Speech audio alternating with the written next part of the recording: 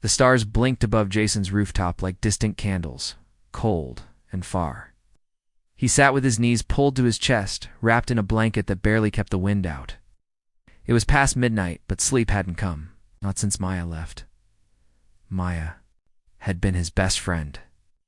Since they were children, they did everything together, played games, built models, watched old Earth documentaries about space and war and peace. They used to lie here on the roof and talk about joining the Space Academy. She'd always wanted to fly between stars, wanted to build the engines that made it possible. But 2 months ago, she left for the Outer Reach Fleet Academy on Europa. Station, she had passed the selection tests, top 1%, and she'd earned it. Jason was proud of her. He really was. Still, the silence hurt. He had sent her 2 messages. Short, "Hey, hope training's going well," and another one with a picture of their old hangout spot captioned, "Miss this." "Miss you," she hadn't replied. Maybe she was busy. Maybe she just didn't want to talk. Jason hated how heavy his chest felt. Kept thinking, did I do something wrong? He looked up at the stars again. Somewhere out there, Maya was flying. Training hard. Becoming everything they dreamed of. He was still on Earth. His own exam. Results hadn't been good enough for the fleet. Instead, he had taken a technician course in propulsion systems. He knew it was still useful. Important, even. But the days felt dull without her laugh, her plans, her stubborn hope at school.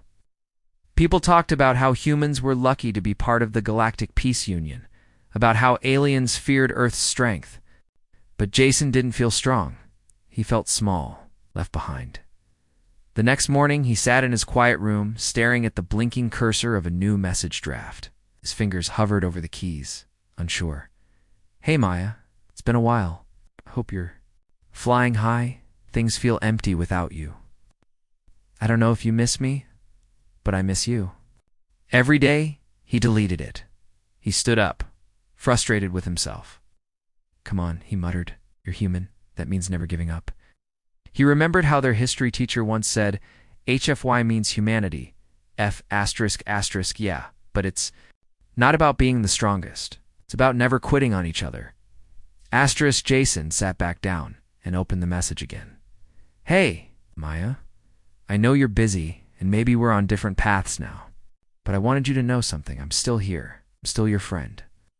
And I'm working hard tool learning to build ships that'll take people like you across the stars.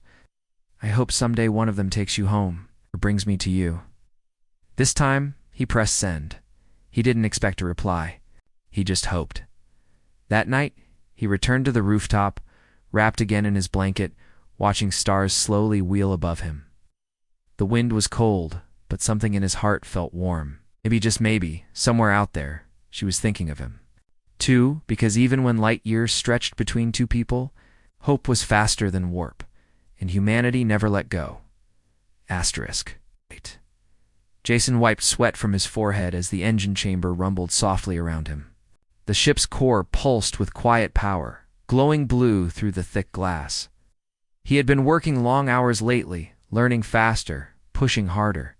He told himself it was for his future, but deep down it was because of the silence. Maya still hadn't replied. It had been 3 weeks since he sent the message. 3 long weeks filled with second-guessing. He checked his inbox at least twice a day. Each time, it was empty. They used to talk every day. Even when things were boring, Maya would find something to laugh about. Now, the days dragged on full of noise, but empty in the way that mattered. He tightened a bolt on a plasma coupler and sighed. The hangar around him was huge, full of student technicians like him learning to fix shuttles and prep engines for deep space travel. His instructor had praised his work recently. "You've got a natural touch, Jason. I could see you working on capital ships someday." He had smiled, said thanks, but all he wanted was someone to share that with, someone who used to believe. In him before he even believed in himself. He sat alone at lunch again. Around him, students talked about weekend trips, flight simulators, and new movies.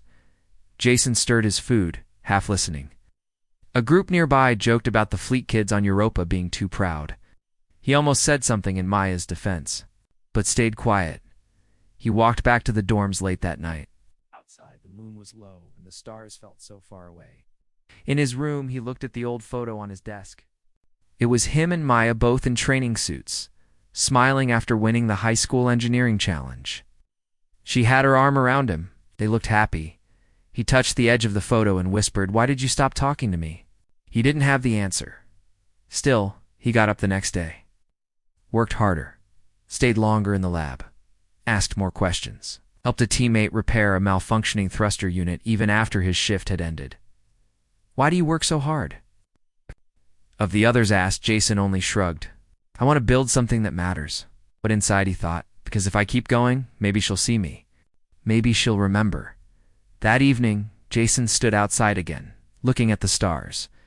One of them, small and barely blinking, was Europa. Somewhere near it, Maya was training. Maybe she had changed. Maybe she had new friends now. Maybe she didn't need him anymore. But even if she forgot him, he hadn't forgotten her. He opened his terminal again. No reply. Just silence. And yet Jason didn't close it. He opened a new message. "Hey, I hope you're okay. I won't lie. This hurts. But I'm still proud of you. You're doing what we always dreamed of. I just wanted you to know. I haven't stopped cheering for you." He stared at it for a while. He didn't send it. Instead, he saved it and left it in the drafts folder. Maybe one day he'd find the right words. Maybe she'd reply. Maybe not, but Jason knew one thing for sure. Humanity didn't give up. That was what HFY meant. Ow. It wasn't about ships or strength. It was about heart, about trying again, even when it hurt. About loving people, even when they moved away. So he turned off the screen, took a deep breath, and looked out the window one more time. Then he got ready for tomorrow. Because someday, somewhere among the stars, he would find her again. And when he did, he wanted to be someone worth finding. Jason sat on the metal floor of the engine room, his back against a supply crate, his eyes closed. The soft hum of the training ship's systems filled the silence. Around him, tools lay scattered. He had just finished fixing a small power converter. His hands were greasy, and his mind felt heavier than the wrench he had been using. He had tried to stay busy. Every day since Maya left, he worked harder, studied late into the night, joined extra repair sessions, and volunteered for weekend work on older transport vessels. Still, no message came from her. At first, he thought maybe her comlink was broken. Then maybe she had too much to do. But after almost 2 months of nothing, he started to believe a different reason. Maybe she just moved on. The thought stung more than he wanted to admit. Maya had always been the one to push them both forward, to dream bigger. She believed in him when no one else did. Now that she was gone, Jason felt like he had lost more than just a friend. He had lost a part of himself. That night, he stayed behind in the workshop after most students had gone back to the dorms. He worked on a small drone they had been assigned to repair. His fingers moved on instinct while his heart remained. Somewhere far away, he thought about their last day together. They were sitting under the old tree behind the academy. She had smiled at him and said, "Promise me you'll keep going even. If I'm not around," he had laughed then. "Of course I will. But don't disappear on me, okay?" She just smiled and looked away. Jason turned back to the drone and sighed. He had kept his promise. But it was hard when everything felt so quiet. He looked at the small data chip lying beside the drone's panel. An idea came to him, small but strong. Maybe he couldn't make her reply, but he could still reach out in a way. That mattered. He picked up the chip and began working. Over the next week, Jason designed a new update module for the drone. It was simple but clever, a memory chip that could hold a personal message and attach itself to any ship heading to Europa. He had checked the schedule earlier. A supply vessel would be heading to Europa Station in 3 days. If he could finish the module in time, he could ask the crew to deliver it. It wasn't a guarantee, but it was something. He stayed up late that night and the next. He coded the message into the chip carefully, choosing every word with care. "Hi. Hi. Maya. It's Jason. I don't know if you forgot or if life just moved faster for you than it did for me. Either way, I wanted you to know I still believe in you. One miss. I really do, and I'm working hard down here. Trying to be someone you'd still be proud of. Wherever you are, whatever you're doing, I hope you're safe. I hope you haven't forgotten our stars. When it was done, he closed the panel and sealed the chip inside. On delivery day, Jason met the supply ship's crew as they prepared. To leave, he held the small drone in both hands. I know it's not standard protocol, he told the cargo officer, but could you take this? Just as a delivery? There's a message on it? Nothing dangerous? Just something personal. The officer raised an eyebrow but nodded slowly. You a technician? Training to be? Jason said. All right, I'll drop it with the communications clerk on Europa. No promises, but it'll get there. Thank you, Jason said, heart thudding. He watched the ship lift off that afternoon, its engines roaring softly as it rose toward the stars. He stood there long after it disappeared from view. He didn't know if she'd see it. He didn't know if she'd care, but he had tried. He had reached out again, because that's what humans did. They kept hoping, even when it hurt. They kept trying, even in silence. And somewhere in the deep black sky, maybe Maya would receive his message. Maybe she'd remember. And maybe, just maybe, she'd reply.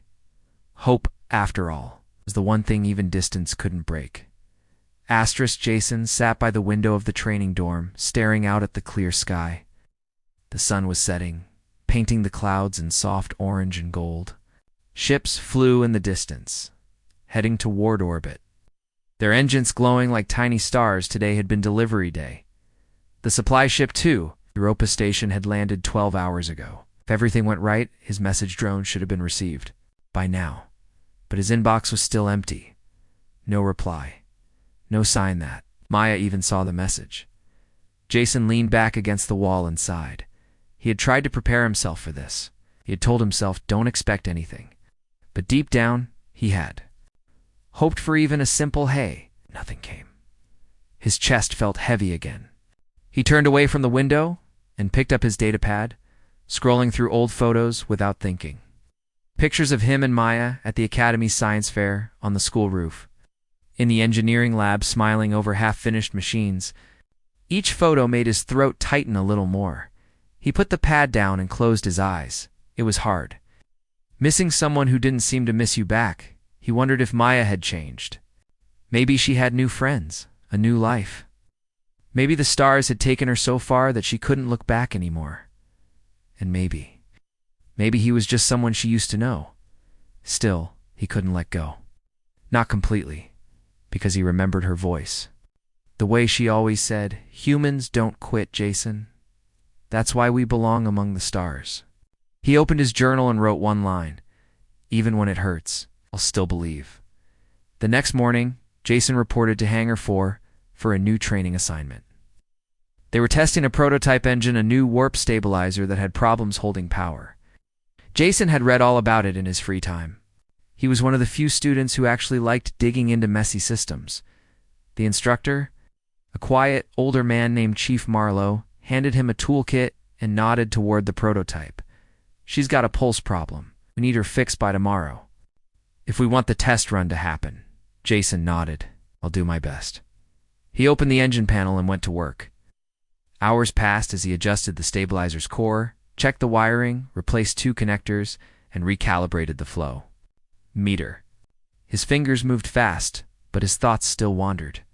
Did she read it? Did she see my words and just not care? He closed his eyes and took a breath.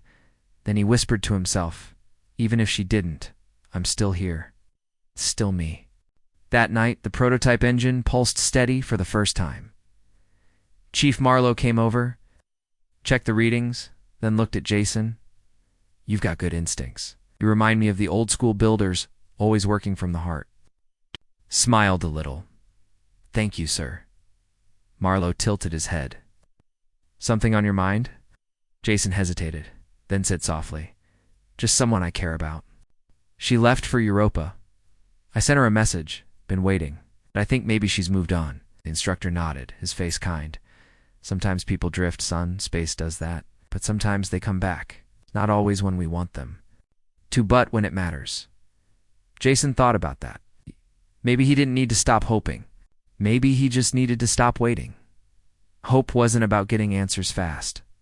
Hope was about continuing. Even in silence. That night, Jason sat under the stars again. He didn't check his inbox, just looked up and smiled. He had done all he could, and now he would keep going, not just for her, but for himself, because humanity didn't stop at heartbreak. Humanity kept building, kept believing, kept reaching across the cold silence, and in that truth, Jason found strength. He picked up his datapad and started writing a new message, not to send, but to save. A message for someday. Dear Maya, even if we don't speak again, thank you. You made me believe I could be more, and now I will be. Not for you, it's not for anyone, because that's who I am. And if you ever look back, I'll still be here. He saved the draft. Then he closed his eyes and smiled, because no reply didn't mean no love, and distance didn't mean the end. Somewhere in the stars, something still waited, and Jason would keep going until he reached it. Jason walked slowly through the spaceport after class, his bag heavy on his shoulder and his thoughts even heavier in his heart. The echo of footsteps bounced off the walls around him, but he didn't hear much. He had just passed the message. Bourdain saw nothing from Maya. Again, it had been 3 months now. 3 months since she left for the Europa Fleet Academy. 3 months since he sent his message with the delivery. It droned. 3 months of silence.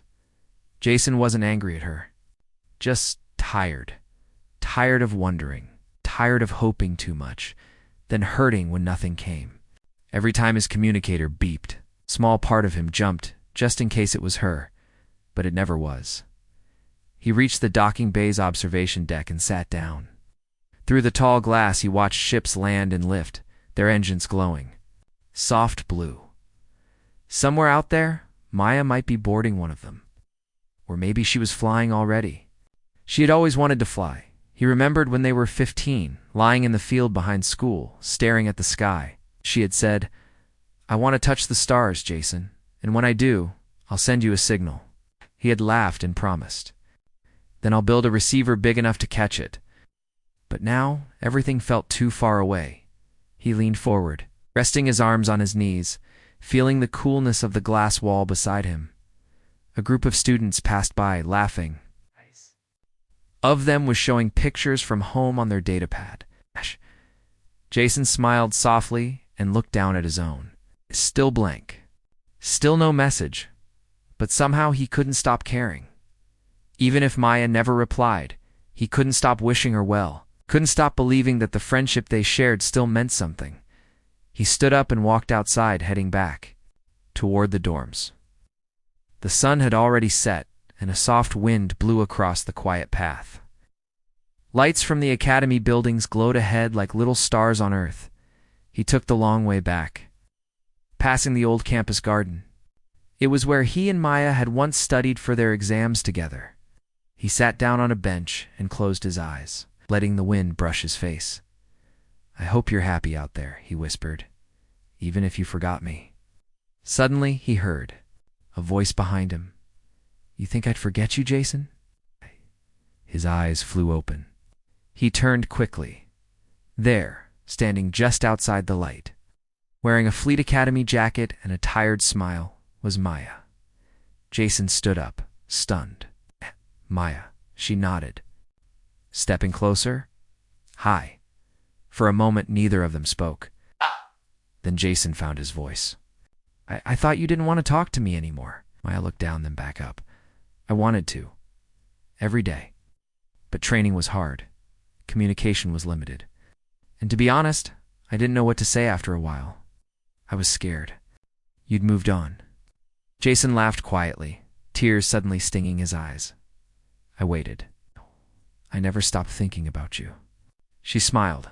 "I got your message. The one you sent in the drone. I cried when I read it, but I couldn't answer then. It didn't allow it until after the first term." Jason blinked. "You got it?" She nodded. "Of course." And it meant everything.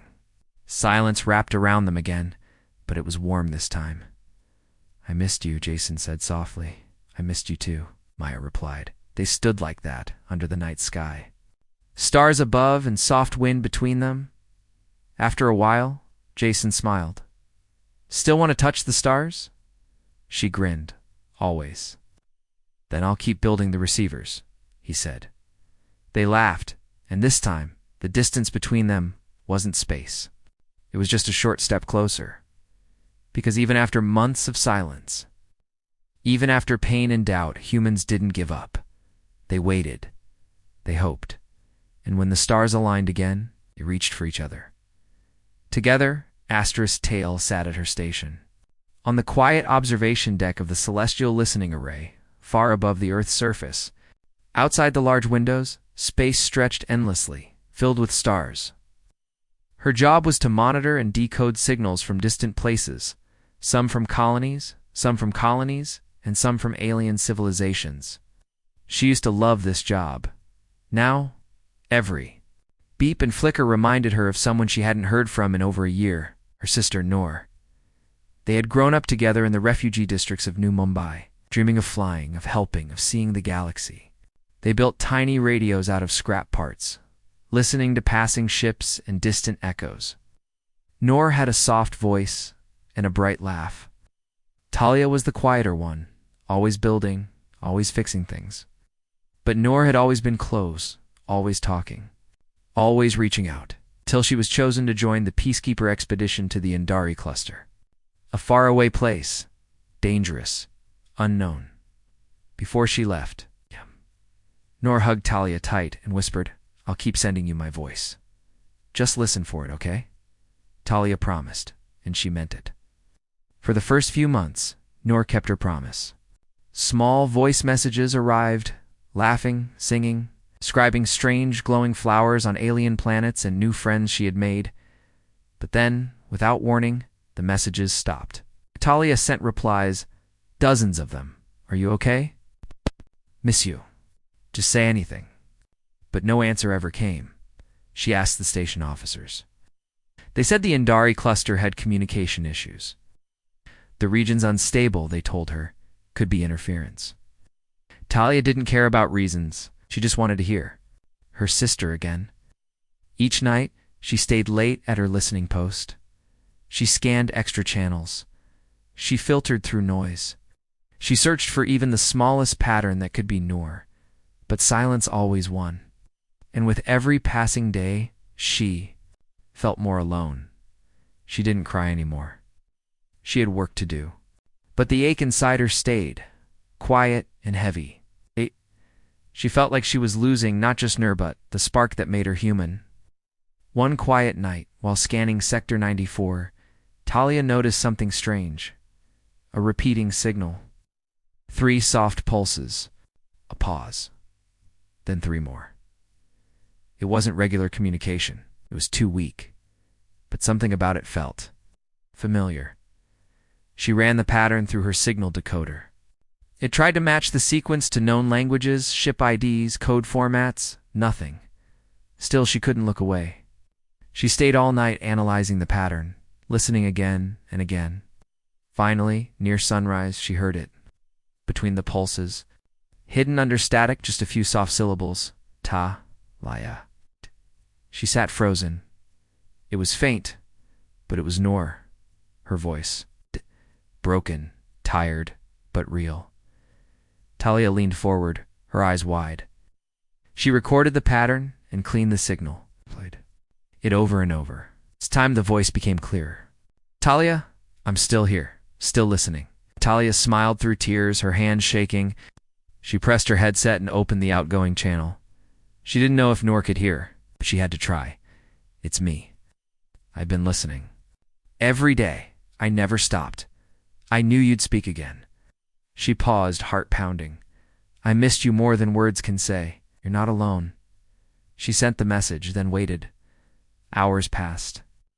No reply, but Talia didn't lose hope. Because now she had proof her sister was alive. Her sister still remembered. And now, maybe just maybe she was trying to come home. Talia turned to her console and began writing a program. One that would track the weak signal, boost it, and help others hear it too. She didn't care how long it took. She didn't care how far Nur was, because humans didn't stop when things got quiet. They didn't forget their loved ones. They listened. They waited. They reached out heaven. When it hurt, that was what Nur taught her. That was what made them strong. HFY wasn't just about saving planets or flying ships. It was about not giving up on each other, even across the stars. And Talia wasn't giving up. Liam stood on the red, dusty plains of Mars, staring up at the fading sun. His helmet visor glowed with data, but he wasn't looking at numbers. He was thinking of someone far away, Kala. She had been his best friend on Earth, from childhood. To their final days at the academy, they had shared everything: dreams, failures, long walks under the stars. Kala wanted to be a deep space explorer. Liam wanted to be a Mars engineer. When the day came for final assignments, she hugged him tightly and whispered, "I'll find you again, even if you're on another planet." It was 3 years ago. Kala had been assigned to a scout mission beyond the asteroid belt. Liam stayed behind, building water systems and oxygen units in Mars Base 9. He sent messages every week for the first year. He never stopped checking for a reply. None ever came. He often told himself it was just deep space delays, Kala had said. Communication lines could take months, but after 3 years, silence felt louder than space. He hadn't deleted her old voice messages. He listened to them sometimes when the air was too still or the silence too long. Her voice always made him feel human again, like he wasn't just part of machines and soil. One night, after a long shift, Liam climbed the old radio tower outside the dome. It wasn't used anymore. All the new systems were digital and satellite-based, but he liked it there. The wind was soft. The stars looked closer. He sat beside the rusted transmitter and pulled out a small recorder. He didn't know why he did. Maybe it was habit. Maybe it was hope. He pressed record. "Hi, Kala. It's me again. I don't know if this will bounce anywhere. I wish I knew how you were. Mars is colder this year. We built a greenhouse dome. You'd love the spinach. It grows like it wants to escape." He laughed a little quietly. "I miss talking to you. I miss the way you used to make me feel like things would be okay, even when they weren't." He stopped the recording and stared out at the sky. "I hope you're still out there," he said softly. Then he went back inside. The next day, he checked the cum logs like usual. Nothing. Then the next day, still nothing. But on the third morning, just as he finished installing a water condenser, his personal data pad buzzed. Incoming transmission origin. Unknown deep space. Outpost. His heart jumped. He opened it. A video began to play. The screen flickered, static dancing across it. But then her face, Kala, a little older, a bit thinner, but smiling. "Liam, I got your message. I don't know how it reached me, but it did. I was on Outpost 7. Communications had been down. For years, I thought Earth forgot us. I thought maybe you." She paused, took a shaky breath. "I never stopped thinking about you. I dreamed about the red skies of Mars, about your silly jokes. I'm sorry I didn't answer, but I'm here, and I heard you." She smiled again, and Liam could feel the warmth through the screen. "We're being picked up soon. Fleet Command is sending new ships. I'll be home in a few months. Wait for me." The video ended. Liam stood frozen in the control room, his eyes full of tears. He slowly sank into a chair and covered his face, laughing and crying at once. She was alive. She remembered she was coming back. Later that evening, Liam climbed the tower again. This time, he didn't feel alone. He sat beneath the stars and looked up. Knowing that somewhere out there she was looking back, he pressed record one more time. "Kala, I'll wait as long as it takes. When you get here, I'll show you. The greenhouse and we'll eat the escape artist spinach together."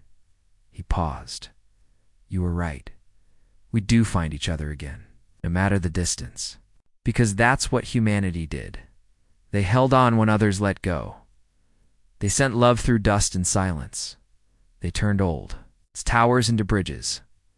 And they never stopped hoping." HFY. Asterisk. The stars above Titan were bright that night, even through the thick orange clouds.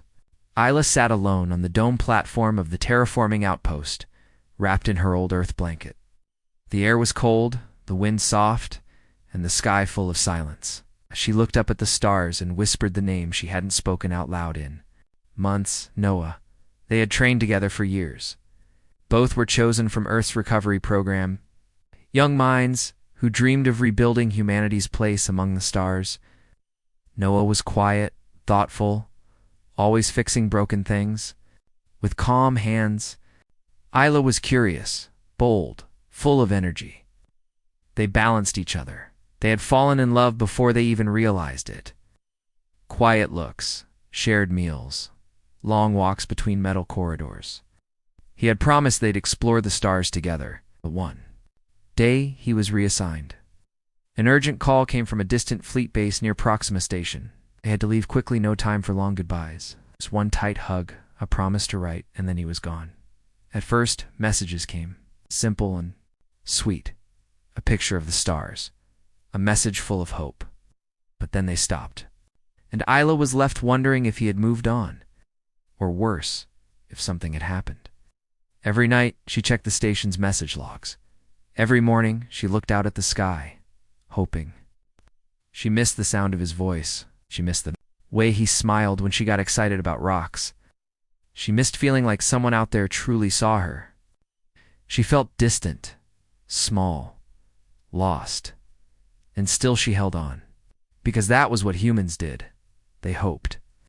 That evening, Isla opened the small locker where she kept Noah's old tools. He had left them behind in a rush. She held one of his worn gloves and smiled. Then an idea came to her. She ran to the cum tower. She didn't know where he was anymore, but she knew one thing.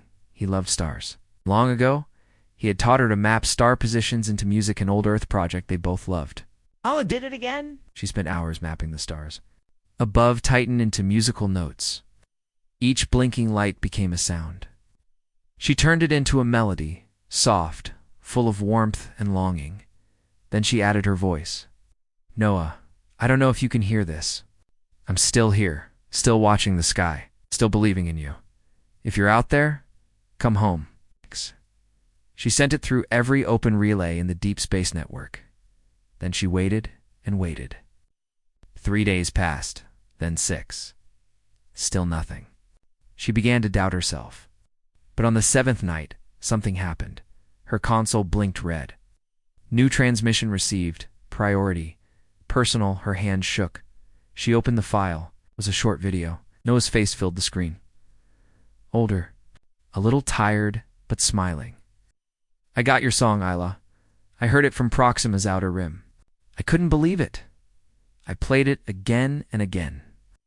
I'm so sorry I couldn't answer sooner. There was a system failure. We were cut off for months, but I never forgot you. Not once. He held up the old scarf she gave him during their last winter on Earth. I kept this with me. Always. And now I'm coming home. Tears streamed down Isla's face. Her hands covered her mouth. A warm laugh escaped her lips. She typed back through trembling fingers. Noah, I waited. The sky was empty, but I kept believing. I kept sending signals. I knew you'd hear one. That night, she sat outside again. But now the sky felt closer, warmer, and the silence. It was no longer empty. Noah was coming back. And with him, the proof that even across galaxies, love could find a way. Because humanity didn't survive only with ships or strength. They survived because of heart, because of signals sent into the dark. Because someone somewhere always waited at the other end. Still hoping, still human, still home.